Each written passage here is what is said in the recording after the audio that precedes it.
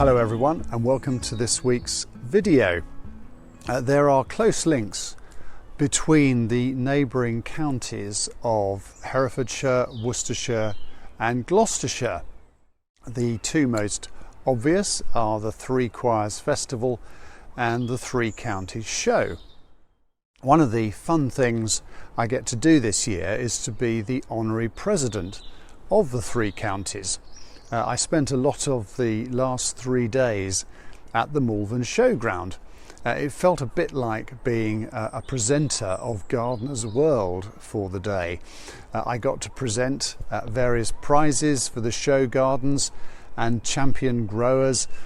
They are passionate people, highly knowledgeable in their areas of expertise, and do things with plants that most of us could only dream of. Some have overcome adversity, mental illness and other difficulties to get to that point. Although a prize for a show garden is a possible gateway to lucrative business, it's not about the money. They do it for the love of it. After speaking to them, they inspire you to want to go home right away and do some gardening. Passionate people will do that. Their energy is infectious, their joy in what they do an inspiration, even if it's something you don't normally find interesting. The New Testament envisages that passionately held faith would be a similar inspiration. The whole story of the Bible is about the creation of a witnessing community, the gathering together of the people of Israel from inauspicious beginnings. Was a call to influence the surrounding cultures with a vision of a different way of living.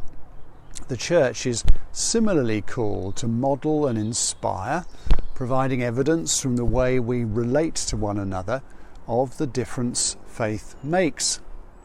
Evangelism, the sharing of the good news of Jesus Christ, should ideally be more about inspiration than exhortation. I met people at the RHS Flower Show who made me want to become a better gardener. Through my life, I have met people who make me want to become a better Christian. Some of them have had a charmed life free of too much pain and adversity. However, many have become the inspirational people of faith they are through adversity and suffering. There's a Japanese type of pottery called kintsugi. It involves repairing broken pots, often using precious materials like gold to glue the broken pieces together. The cracks filled in this way become a feature of the piece. Even quite mundane pieces can be transformed, the blemishes and breakages becoming integral to the whole. The flaws are embraced, turning them into part of the object's history and beauty. Reflecting on that pottery, I can think of two people who inspired in such a way. One, a writer of books on RE, reflected in a meeting about how her time at university shredded her original simplistic faith, bringing her to the point of a breakdown. From that place of despair, she felt the Lord's hand on her life in a new way. It was a road of mystery rather than certainty, but the Holy Spirit filled the room when she spoke. Another, a young man who had wrecked his life through a gambling addiction and still struggled with it after coming to faith. In that place of acknowledged brokenness, you sensed the presence of God when you spoke to him. In Uganda, people spoke with awe of Archbishop Janani Lawum, martyred by Idi Amin. From humble beginnings, he grew to be an exemplar as a bishop and disciple, marked by humility and the power of God. Peter was a kintsugi apostle. His original call, marked by his bravado and confidence, was wrecked in the courtyard of the high priest's palace when he denied Jesus 3 times, just as Jesus had predicted he would.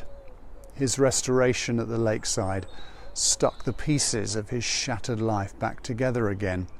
His failure continued to mark him for the rest of his life. The scars it left, though, were not those of guilt, but of gratitude.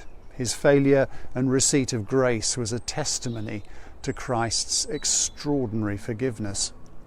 Perhaps all of these dear people have been through the cycle of failure and sin, followed by forgiveness. Failure and sin, followed by forgiveness. So many times that eventually grace leaves an indelible mark, visible to all they come across. The journey to such a place is never ending, but for the sake of the kingdom, well worth it.